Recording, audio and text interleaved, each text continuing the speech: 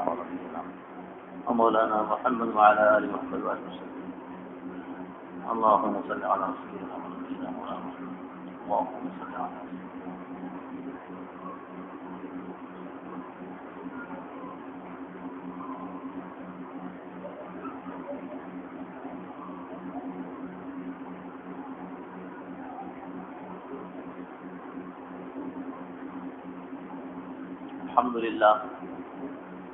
الحمد لله نحمده ونستعينه ونستغفره ونؤمن به ونتوكل عليه ونعوذ بالله من شرور أنفسنا ومن سيئات أعمالنا من يهده الله فلا مضل له ومن يضلل فلا هادي له ونشهد أن لا إله إلا الله وحده لا شريك له ونشهد أن سيدنا ونبينا ومولانا محمدا عبده ورسوله أرسله الله تعالى بالحق بشيرا ونذيرا وداعيا إلى الله بإذنه وسراجا منيرا. أما بعد أعوذ بالله من الشيطان الرجيم.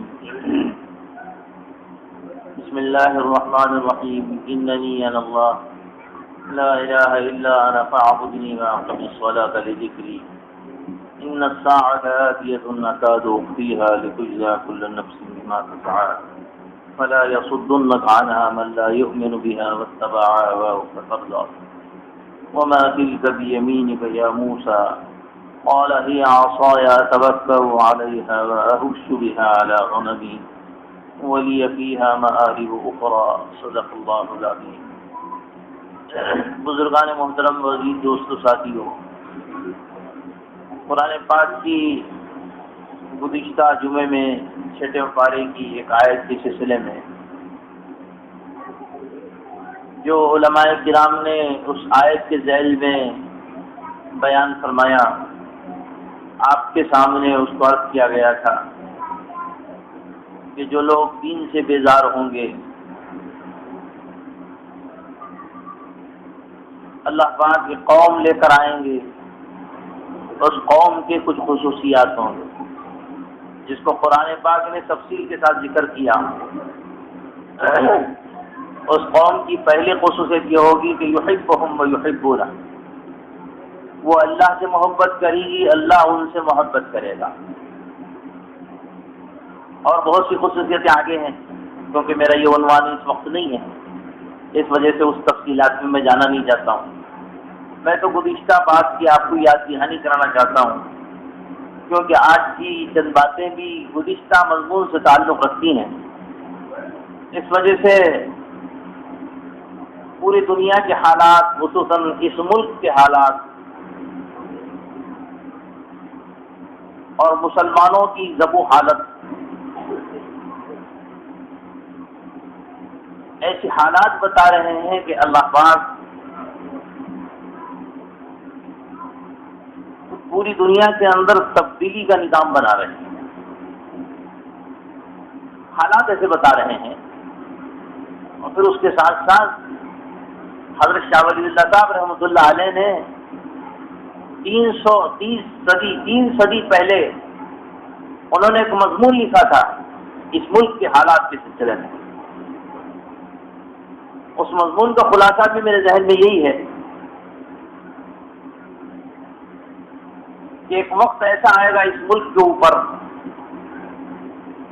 جس میں مذہب کا جنون پیدا ہو جائے گا. اس ملک کے رہنے والوں میں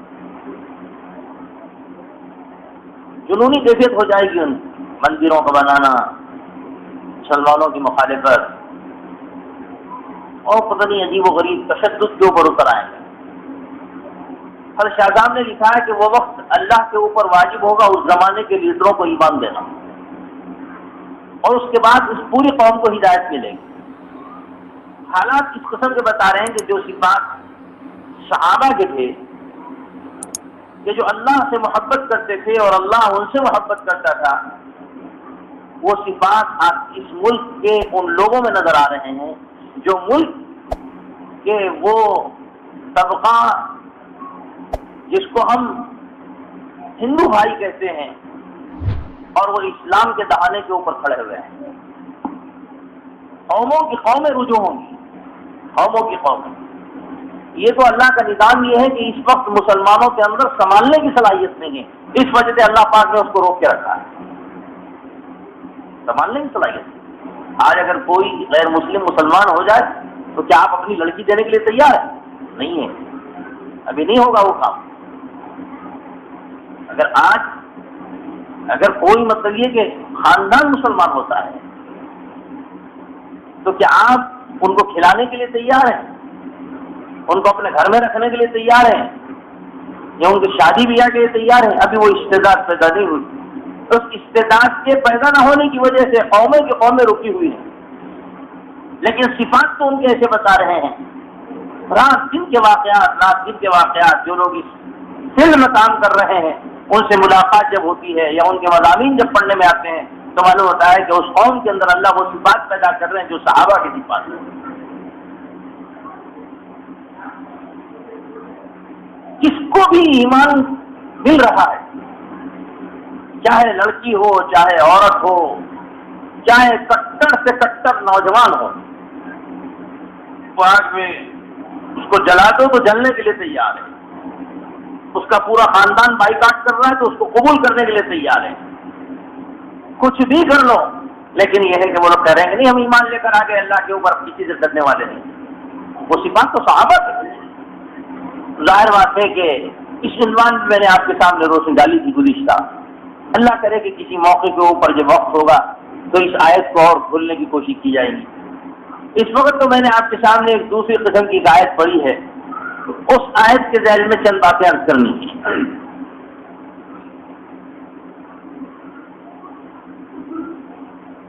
اپنے سدھار کے لیے وہ تو قوم جو ہوگی اور اللہ جو فیصلے کریں گے وہ وقت پہ ہوں گے، لیکن جیسا کہ ہمارا مستقبل تاریخ ہے، جیسے کسی دانشور نے اور کسی بہت بڑے عالم نے لکھا ہے کہ اسلام کا روشن مستقبل، اسلام کا مستقبل روشن ہے اور اس وقت کے مسلمانوں کا مستقبل بہت تاریک نظر آ رہا ہے۔ وہ اللہ کے ضابطے ہیں، اس ضابطے کے تحت قرآن میں حدیث میں جو ضابطے ہیں وہ ضابطے یہ ہیں کہ جو یہود قوم کی جن کو اس بات کا دعویٰ تھا نحن ابناء اللہ واحبہ، ہم اللہ کے چہیتے ہیں، ہم نبیوں کی اولاد ہیں، بہت سی بات ہے، نبی کی اولاد ہونا بہت بڑی برتری کی بات ہے، بہت فضیلت کی بات ہے، سب کچھ اپنی جگہ پر ہے، لیکن اللہ پاک نے اس قوم کو رد کر دیا اور قرآن پاک میں فرمایا غیر المغضوب علیہم، اللہ کا غضب ہوا اس قوم کے اوپر جو نبیوں کی اولاد تھی۔ تو آخر نبیوں کی اولاد کو اللہ نے رد کیوں کیا؟ اللہ سے کسی کو کوئی رشتہ داری نہیں ہے، اللہ سے کسی کو کوئی رشتہ داری نہیں ہے کہ صاحب آپ نبی کی اولاد، نبی کے لڑکے ہیں یا نبی کی بیوی ہیں اور چاہے جو جی چاہے کرو، نہیں، اللہ کا ایسا ضابطہ نہیں ہے۔ اللہ کا ضابطہ یہ ہے کہ چاہے کوئی بھی اللہ کا بندہ ہو جو اللہ کی مان کے چلے گا، وقت کے نبی کی مان کے چلے گا تو اللہ ہدایت دیں گے اور اللہ اس کو اپنا بنائے گا۔ تو اس وجہ سے اللہ پاک نے کہ لفظ یہودیوں کو اور عیسائیوں کو اس وجہ سے رد کر دیا کہ ان کے اطوار بگڑ گئے، ان کی عادتیں بگڑ گئی، ان کے مزاج بگڑ گئے، سارا کا سارا نبیوں کی مخالفت انہوں نے شروع کر دی، نبیوں کو قتل کرنا انہوں نے شروع کر دیا۔ اللہ نے کہا کہ اب یہ قوم اس قابل نہیں ہے کہ اس قوم کو قریب کیا جائے، اللہ نے رد کر دیا۔ اور وہی بت پرستوں کی اولاد، وہی 360 بتوں کی پوجا کرنے والوں کی اولاد جس کو مشرک کہا جاتا تھا، اللہ نے ان کو صحابہ بنا دیا، رضی اللہ تعالی عنہم ورضوا عنہ۔ اللہ نے ان سے کہا کہ ہم ان سے راضی ہو گئے، وہ اللہ سے راضی ہو گئے۔ کیوں؟ اس لیے کہ اللہ کے پاس تو ایمان کے بعد اس صفات کی اہمیت ہے جن صفات کو اللہ پسند فرماتا ہے۔ اللہ نے ان کو دولت ایمان سے نوازا، وہ اللہ کے قریب ہو گئے، اللہ کے پیارے ہو گئے، اللہ نے ان کو دنیا میں بھی نوازا، آخرت میں بھی نوازا اور نوازیں گے۔ تو اس وجہ سے مسئلہ یہ ہے کہ اس وقت پوری دنیا کے اندر ایک پلان کے تحت، ایک منصوبے کے تحت ہمارے اطراف کا پورا ماحول بگاڑ دیا گیا، ہمارے دائرے کو تنگ کر دیا گیا۔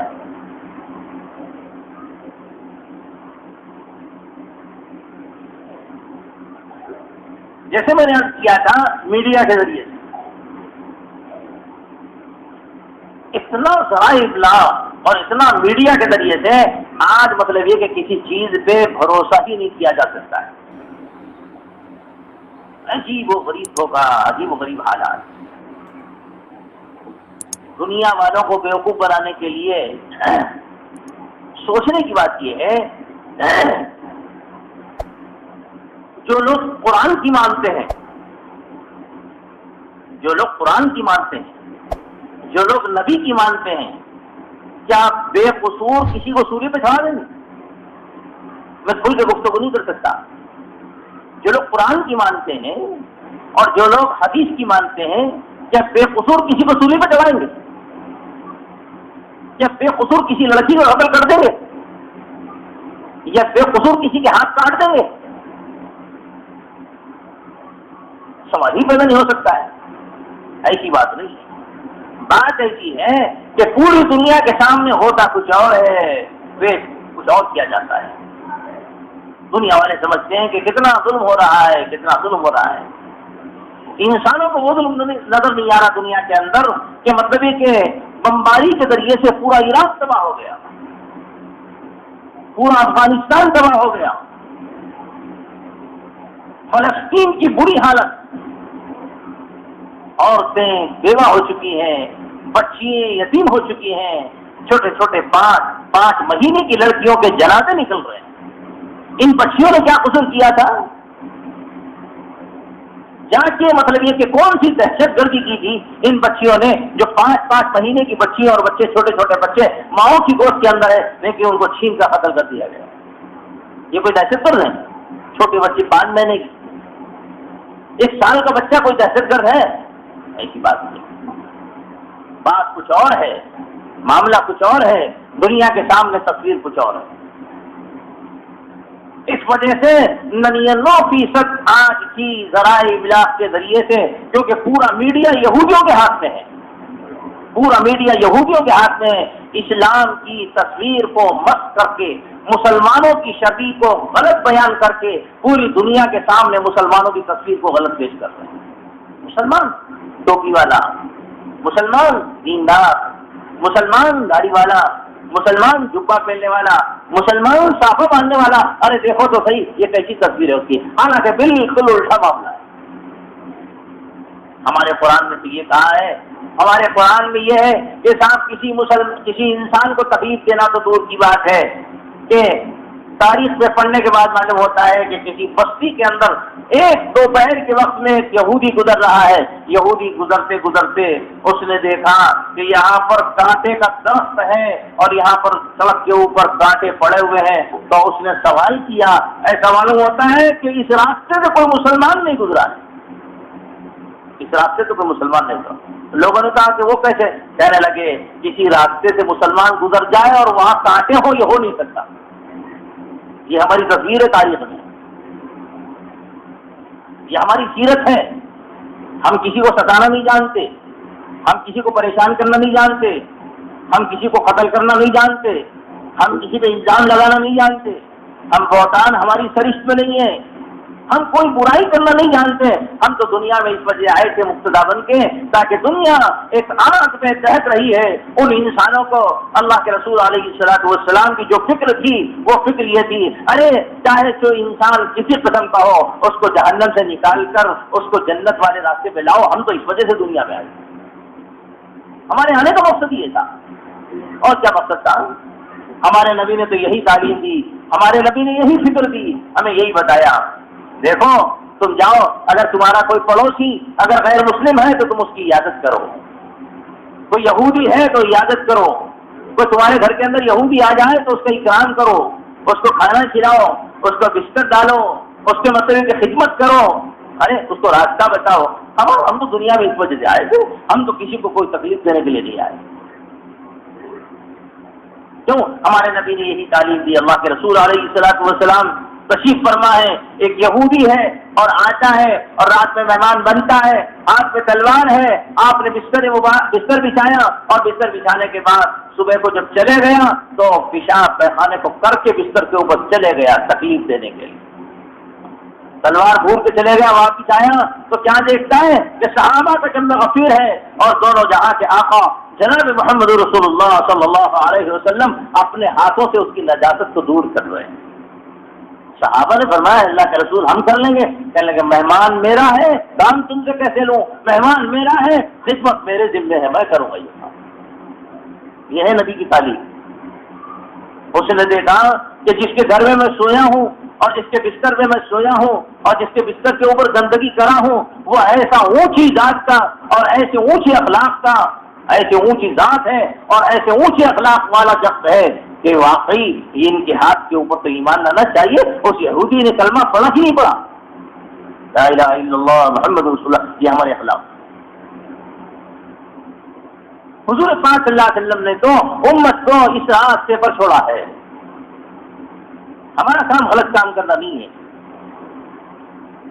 ہماری شریعت میں نہیں، ہماری بدعت میں نہیں، ہمارا کام نہیں، امت کا کام ہے۔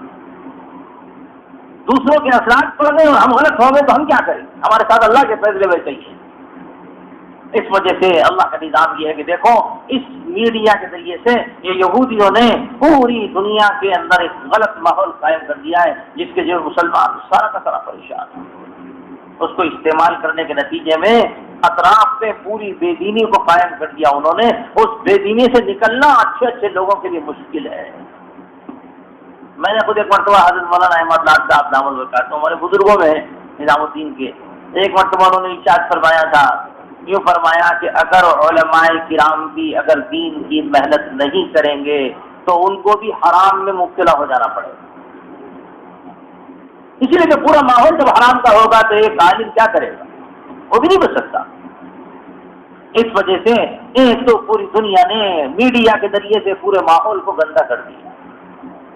آپ کے ٹی وی کے ذریعے سے، آپ کے انٹرنیٹ کے ذریعے سے، آپ کے موبائل کے ذریعے سے، آپ کے مطلب کہ فلم کے ذریعے سے، آپ کے اشتہارات کے ذریعے سے کوئی ڈبہ ایسا نہیں ہے جس میں ننگی تصویر کسی عورت کی نہ ہو۔ پورا میڈیا نے پوری دنیا کے اندر پورا گندا ماحول کر دیا۔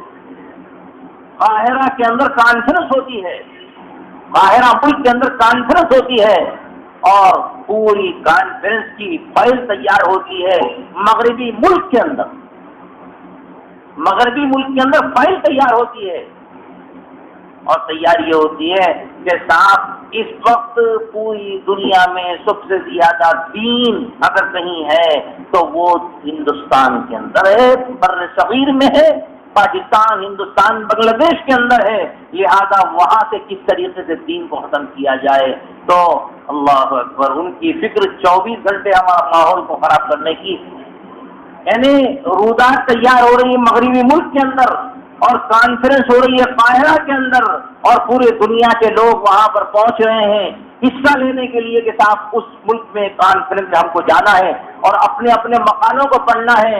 ٹھیک ایسے موقع کے اوپر ایک بہت بڑے عالم کے پاس اس کانفرنس سے پہلے پوری رودات آتی ہے۔ اس رودات کے اندر یہ لکھا ہوا ہے کہ قاہرہ کی کانفرنس کے اندر، آج سے 15 سال پہلے کی بات بتا رہا ہوں، قاہرہ کی کانفرنس کے اندر اس وقت یہ پوری مغربی ممالک نے ایک ایجنڈا تیار کیا ہے۔ وہ ایجنڈا یہ تیار کیا ہے کہ نابالغ بچوں کو اسکول میں جنسیات کی تعلیم کیسے دی جائے۔ جنسیات کا تعلق نابالغ سے کیا ہے؟ عقل میں آ رہی ہو بات؟ یعنی کوئی عقل میں آنے والی بات ہے کہ جس بچے کو کوئی چیز نہیں معلوم اور اس کا کوئی شعور نہیں اور اس کا کوئی احساس نہیں اور اس کو سمجھ نہیں سکتا، اللہ اکبر، کیا گندگی ہے۔ اس کانفرنس کے اندر یہ طے کیا جاتا ہے کہ پورے بر صغیر کے اندر اسکولوں کے اندر ٹیچروں کو، لیکچرر کو، وہاں کی مطلب یہ کہ ذمہ داروں کو کس طریقے سے آمادہ کیا جائے اور کس طریقے سے اس کا کورس تیار کیا جائے تاکہ نابالغ بچوں کو یہ تعلیم دی جائے۔ کیا ہوگا؟ یہ مطلب ماحول کو پورا گندا کرنا نہیں ہے، یہ ماحول کو پورا خراب کرنا نہیں ہے، یہ نظام آپ کے پوری دنیا کے اندر جاری کیا جا رہا ہے۔ اسی طریقے سے پوری دنیا کے اندر آپ کا ماحول، اطراف کا، قریب کا، پڑوس کا، محلوں کا، ہر چیز کا پورے ماحول کو گندا کیا جا رہا ہے ہر طریقے سے۔ اور دیکھو عنوان کتنا شاندار ہے، تعلیم کتنا اچھا عنوان ہے اور کتنی اہم ضرورت ہے، انسان کی ضرورت ہے، ہر مسلمان کی ضرورت ہے اور بچے کی ضرورت ہے نا، اس کی کیا مخالفت ہے؟ آج کے دور میں تو ہمارا تجربہ اور ہمارے مطلب یہ رائے تو یہ ہے کہ ہمارے بچے اچھے سے اچھے ڈاکٹر نکلیں، ہمارے بچے اچھے سے اچھے انجینئر نکلیں، اس لیے کہ اگر ہمارے بچے دیندار ہوں گے اور ڈاکٹر ہوں گے، ہمارے بچے دیندار ہوں گے، انجینئر ہوں گے، تو قوم کی ہمدردی کا کام کریں گے، اچھا کام کریں گے۔ ورنہ مطلب یہ ہے، ایسا معلوم ہوتا ہے کہ اگر کوئی بیمار آدمی ہو جائے تو کسی قاتل کے حوالے ہو گیا، ایک بیمار مجبور اور پھر کسی قاتل کے حوالے ہو گیا، اس طریقے سے چھری سے اس کو ذبح کیا جا رہا ہے۔ علمان حفیظ، اتنا تعصب ہم مطلب یہ کہ اندازہ نہیں کر سکتے، کیوں؟ ہماری قوم آگے بڑھنے کے لیے تیار نہیں ہے، اور مطلب یہ ہے کہ دیندار ہو جائے آپ تو صحیح مریض کو صحیح دیکھیں گے، انسانیت آپ کے اندر ہوگی تو آپ علاج کریں گے، لیکن مطلب یہ کہ اس طرف ہماری توجہ نہیں۔ تعلیم کتنا اچھا عنوان ہے، لیکن اس تعلیم کو گندا کرنے کی کتنی غلط مہم ہے، پوری غلط مہم ہے کہ لڑکے اور لڑکیوں کو ایک جگہ بیٹھ کے پڑھانا، تو اسلامی کوئی تصور ہے گئی ہمارے پاس؟ اللہ کے رسول علیہ الصلوۃ والسلام نے ارشاد فرمایا، جہاں لڑکی ہوگی، جہاں لڑکا ہوگا وہاں شیطان ہوگا۔ میں نے ایک بہت بڑے عالم دین سے سنا، پڑھا تو نہیں، اللہ کے رسول علیہ الصلوۃ والسلام تشریف لائے، حضرت عائشہ صدیقہ رضی اللہ تعالیٰ عنہ گھر میں تشریف فرما تھی، اور حضرت صدیق اکبر بھی گھر میں تشریف فرما تھی۔ اللہ کے رسول علیہ الصلوۃ والسلام تشریف لائے اور گھر کے 3 مرتبہ انہوں نے چکر لگایا، 3 مرتبہ چکر لگایا، اور چکر لگانے کے بعد اندر داخل ہوئے تو اما جان نے پوچھا، اے اللہ کے رسول، آپ نے آج ایک ایسا عمل کیا اس سے پہلے کبھی نہیں کیا کہ گھر کے 3 چکر لگانے کے بعد اندر آئے؟ تو آپ نے فرمایا، عائشہ میں یہ دیکھ رہا تھا کہ تم اور تمہارے باپ طرح بیٹھے ہوئے ہو، کہ شیطان تو یہاں پر نہیں ہے۔ ایک طرف صدیق عائشہ جن کی پاک دامنی کا قرآن میں تذکرہ ہے، ایک طرف صدیق اکبر جن کو عرش سے سلام آ رہا ہے مدینہ منورہ۔ اس سے زیادہ نبیوں کے بعد، اللہ کے رسول کے بعد سب سے زیادہ اگر مقام ہے تو ابوبکر کا مقام ہے رضی اللہ تعالیٰ۔ عورتوں میں اگر کسی کا مقام ہے تو صدیقہ عائشہ رضی اللہ تعالیٰ عنہا کا مقام ہے، لیکن مطلب کہ تنہا بیٹی اور باپ بیٹھے ہوئے ہیں، اللہ کے رسول نے اس کو بھی پسند نہیں فرمایا، اس کو بھی پسند نہیں فرمایا۔ جہاں اتنا مقدس رشتہ اور اتنے مقدس لوگ، اللہ کے نبی نے فرمایا کہ یہ بھی مناسب ہے۔ آپ کہیں راستے میں تشریف لے جا رہے تھے، اپنی مطلب کہ ام المومنین کے ساتھ آپ راستے میں کھڑے ہو کے بات کرنا آپ نے شروع کر دیا، آپ تشریف فرمائے، راستے میں کھڑے ہو گئے، کوئی ضرورت پیش آئی، آپ نے اپنی زوجہ محترمہ ام المومنین سے بات کی پردے کے اندر، آپ برقعے میں ہیں، آپ کھڑے ہوئے ہیں، بات کر رہے ہیں، ایک صحابی ادھر سے گزر رہے ہیں، اللہ کے رسول علیہ الصلوۃ والسلام نے دیکھا کہ وہ صحابی نے دیکھ لیا ہے، تو آپ نے ان سے کہا تو، اور آپ سیدھا ان صحابی کو بلایا، اور بلانے کے بعد فرمایا، میں اپنی بیوی سے بات کر رہا۔ کیا نبی کے بارے میں کسی کا شک جا سکتا ہے؟ نبی کے لیے تو پوری بیٹی ہیں، اللہ کے رسول صلی اللہ علیہ وسلم ہے، جس کا کیا مقام ہے، لیکن یہ کہ آپ نے فرمایا شیطان یہاں پر ان کے ذہن کو خراب نہ کر دے، آپ نے فرمایا کہ میں اپنی بیوی سے بات کر رہا۔ اللہ کے رسول علیہ الصلوۃ والسلام نے یہ امت کو تعلیم دی، تعلیم کے لیے آپ نے یہ کیا ہے، سمجھانے کے لیے۔ تو اور یہ کہ جہاں ایسی تعلیم دی گئی ہو، جہاں پر اختلاط ہوگا لڑکے اور لڑکیوں کا، وہاں پر کیسے ذہن محفوظ ہوگا اور کیسے مطلب یہ کہ ماحول اچھا ہوگا۔ تو اس وجہ سے آج سوچے سمجھے منصوبے کے تحت پوری مغربی ممالک کے اندر، پوری دنیا کے اندر میڈیا کے ذریعے سے، تعلیم کے ذریعے سے ماحول کو خراب کرنے کا ایک پلان بنا ہوا ہے، ایک منصوبہ بنا ہوا ہے۔ تو بھائی یہ تو دوسروں کا پلان ہے، اب ہمیں کیا کرنا چاہیے؟ ہمیں کیا کرنا چاہیے؟ ہمیں یہ کرنا چاہیے کہ ہمیں بھی تو اپنا ماحول اچھا بنانے کی اور اچھا کرنے کی کوشش کرنی چاہیے۔ اللہ کے رسول علیہ الصلوۃ والسلام نے دیکھا ایک بچہ کھانا کھا رہا ہے، کبھی ادھر سے کھا رہا، کبھی ادھر سے کھا رہا، کبھی ادھر سے کھا رہا۔ آپ نے کہا فرمایا بیٹا ایک طرف سے کھانا کھاؤ، ادھر ادھر سے کھانا مت کھاؤ، ادھر سے کھانا کھاؤ۔ آپ نے فوری ٹوک دی۔ حضرت سیدنا حسین اور حسن رضی اللہ تعالیٰ عنہما کہیں سے کوئی مال آیا اور انہوں نے کھجور منہ میں لے کر ڈال لی، نماتے تھے، چھوٹے بچے تھے، آنکھ بھرا نخ نخ نخ نخ، اور اپنی انگلی سے دونوں کے حلق میں سے کھجور نکال کے پھینک دیا۔ یہ فرمایا کہ بیٹا ہم لوگ سید ہیں، صدقہ ہمارے لیے جائز نہیں، صدقہ ہمارے لیے جائز نہیں بیٹا، یہ کھجور نہیں کھانا، نکال کے آپ نے پھینک دیا۔ اللہ کے رسول علیہ الصلوۃ والسلام نے یہاں تک نگرانی فرمائی۔ تو غرض یہ کہ ہمارا بھی تو کچھ فریضہ ہے کہ ہم اپنے ماحول کو اچھا کرنے کی کوشش کریں، اپنے بچوں کو اور اپنے بچیوں کو اچھی تعلیم کی اور اچھے ماحول کے بنانے کی کوشش کریں۔ جو لوگ اچھا ماحول بنا رہے ہیں ان کے نتیجے ہم دیکھ رہے ہیں، الحمدللہ ثم الحمدللہ، ایسے نتیجے آ رہے ہیں کہ ہم تصور نہیں کر سکتے کہ ایسے گھرانوں کے اندر ایسے دیندار بچے اور ایسے دیندار بچیاں نکل رہی ہیں، ہم تصور نہیں کر سکتے۔ کیوں؟ اس لیے کہ اس بات کی کوشش کریں کہ ماحول پورا گندا ہے، گندا ہے۔ ماحول کو گندا کہنے سے تو گندگی دور نہیں ہوگی، بلکہ کچھ عملی اقدام کرنا پڑے گا جس کی وجہ سے یہ ماحول اچھا ہوگا ہمارا۔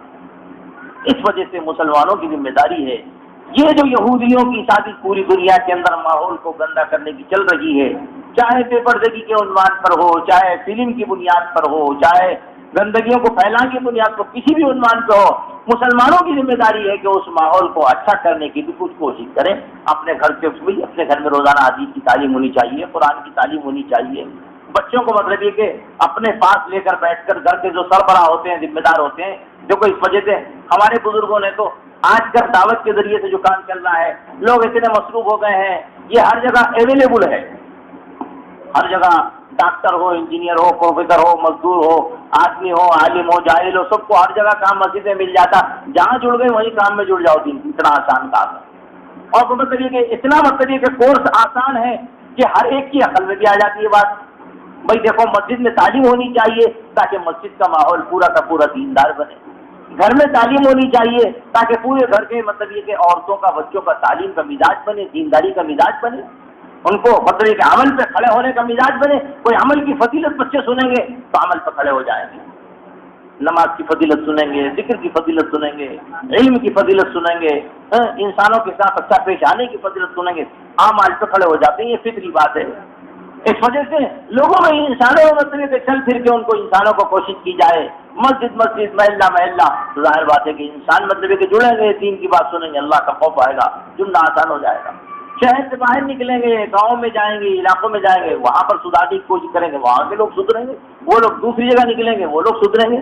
ایک نظام ہے، ایک کورس ہے، یعنی یہ ہے کہ جب وبا عام ہو جاتی ہے، کوئی بیماری بہت زیادہ پھیل جاتی ہے، تو پھر ڈاکٹر لوگ علاج نہیں کر سکتے ہیں، وہ لوگ کیا کرتے ہیں کہ صاحب وہ مطلب یہ کہ انفرادی نہیں بلکہ لوگوں کو، نوجوانوں کو سب کو ٹریننگ دے کر، ٹیچروں کو سب کو ٹریننگ دے کر، بھائی لو یہ گولی ہے، یہ انجیکشن ہے، یہ کیپسول ہے، پورے گھروں میں تقسیم کرتے چلے جاؤ۔ وبا عام ہے، اس وبا کو دور کرنا ضروری ہے۔ اس وجہ سے آج پوری دنیا میں بے دینی کی وبا عام ہے۔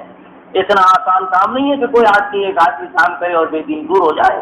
اجتماعی طور پر جب تک کوئی مطلب یہ ہے کہ انسان اس بات کی کوشش نہیں کرے گا کہ صاحب اجتماعی طور پر جڑ کر جب تک ہم ماحول کو صحیح کرنے کی کوشش نہیں کریں گے، جب تک ماحول صحیح نہیں ہوگا۔ جو لوگ الحمدللہ ہمارے پاس جماعت آتی رہتی ہیں، وہ بیچارے اپنے اپنے تاثرات سناتے ہیں، ہم کو حیرت ہوتی ہے کہ بیچارے اتنی جلدی ان کے مزاج میں کیسی تبدیلی آئی۔ کیسے کیسے لوگ، پہلوان لوگ، ایسے ایسے دادا لوگ، ایسے ایسے لوگ آتے ہیں کہ ہم تصور نہیں کر سکتے، بڑے کروڑ پتی لوگ، اور معلوم نہیں ہوتا عام لوگوں میں، بتاتے بھی نہیں ہیں۔ ایک بچہ چلتے چلتے اس سے کہنے لگا، ابھی گزشتہ جماعت آئی تھی حیدرآباد کی، اور جانے سے ایک دن پہلے لگا، مول صاحب آپ سے ہمیں بڑی محبت ہو گئی اور کچھ نصیحت کریے۔ تو میں نے ان سے پوچھا کہ بھائی آپ کا تعارف کیا ہے؟ تو انہوں نے ہلکے سے کان میں کہا کہ مول صاحب میں نے کسی کو بتایا نہیں، اپنے ساتھیوں کو بھی نہیں معلوم، میں ظفر پہلوان کا بھانجا ہوں، ظفر پہلوان کا بھانجا ہوں۔ میں بولا تو یہاں لوگ سب میرے پیچھے پڑ جائیں گے، ارے ظفر پہلوان کا بھانجا ہے، ارے بھانجا ہے، اس وجہ سے نہیں بولوں گا۔ مطلب آپ بھی نہ کو بولو، ایسے ایسے لوگ آ، اور پھر انہوں نے اپنی حالات سنائے تو معلوم ہوتا ہے کہ اللہ پاک نے کیسی ہدایت کے فیصلے کیے ہیں، کیسے کیسے نوجوان مطلب یہ کہ ان کی زندگیوں کے اندر کیسا نورانیت آ رہی ہے۔ دیکھو مقصد کیا ہے؟ مقصد یہ ہے کہ ہر گھر کا دیندار بننا، ہر نوجوان کا دیندار بننا، ہر لڑکی کا دیندار بننا وقت کی اہم ضرورت ہے۔ اگر اس ضرورت کو اگر نہیں سمجھے گئے تو پھر جو بے دینی کے حالات میں نے گزشتہ جمعے میں سنائے تھے نا، حالات بد سے بدتر ہوتے چلے جا رہے ہیں۔ ہمارے لڑکے، ہماری لڑکیاں ہاتھ سے نکلتے چلے جا رہی، کیوں؟ اللہ کا خوف نہیں ہونے کی وجہ سے۔ ہمارے پاس بہت سے فون آتے رہتے اور وہ لوگ یہ بھی کہتے کہ مول صاحب آپ کی چیزیں بولنا نہیں. میں بولا بھائی ہر فون بولنے کا تھوڑی رہتا, ہر بات تو راز رکھنے کی رہتی ہے. آپ کا راز ہمارے دل کے اندر دفن ہے. میں ان سے کہتا ہوں آپ کا راز ہمارے دل کے اندر دفن ہے. آپ جب تک کھل کے مسئلہ نہیں پوچھیں گے ہم کیسے مسئلہ بتائیں.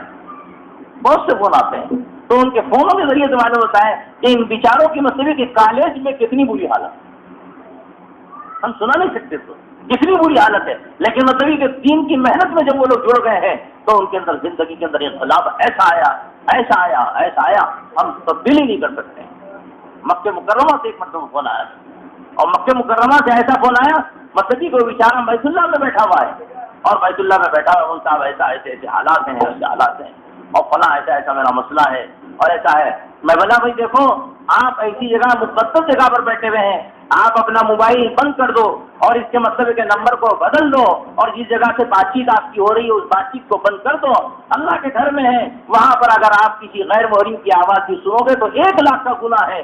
اس وجہ سے آپ موبائل کی سم بند کر دو اور جو کچھ مشورہ کرنا ہے مجھ سے کرو. اور میں نے کہا دیکھو اگر اس کی محبت دل سے نکالنا چاہتے ہو تو میں آپ کو ایک دعا بتاتا ہوں, 2 رکعت بیت اللہ میں نماز پڑھو اور نماز پڑھے اللہ سے دعا کرو, اے اللہ لا محبوبی الا اللہ لا مرغوبی الا اللہ لا مطلوبی الا اللہ. میں بولا یہ دعا کر کے اللہ کے سامنے بیت اللہ سے کہو کہ یا اللہ میری محبت تیری محبت میرے دل کے اندر بٹھا دے اور اس گندی محبت کو نکال دے اور اس کو سب کو پھینک دو. اور دیکھو اللہ پاک تمہیں جو نوازیں گے تو تصور نہیں کر سکتے.